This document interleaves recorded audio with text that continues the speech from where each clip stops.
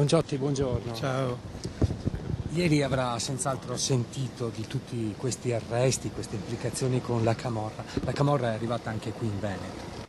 Beh, da parecchio che c'era. Ringraziamo le forze di polizia, la magistratura, ma credo che anche noi come cittadini dobbiamo essere più attenti, più responsabili. Il fenomeno è preoccupante. L'ultimo rapporto al Parlamento italiano mette in evidenza che non c'è regione d'Italia che si può dichiarare esente. Le mafie sono profondamente cambiate, sono molto più flessibili, sono reticolari, hanno creato rete tra di loro.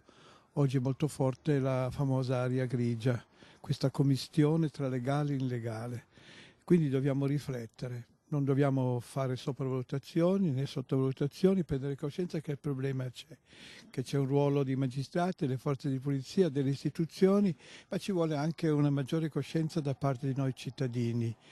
La conoscenza è la via maestra del cambiamento e poi mafia e corruzione ci impoveriscono veramente un pochettino tutti, inquinano la bellezza e il valore, la meraviglia delle nostre terre, che sono delle belle terre con della bella gente.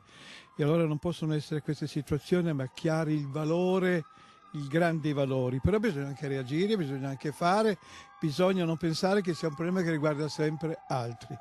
È un male curabile. Ma certo, però bisogna darsi una mossa a tutti, ma veramente tutti, con molta umiltà e con molta forza. E il problema più grave non è solo chi fa il male, ma quanti guardano e lasciano fare, quanti pensano che non esista.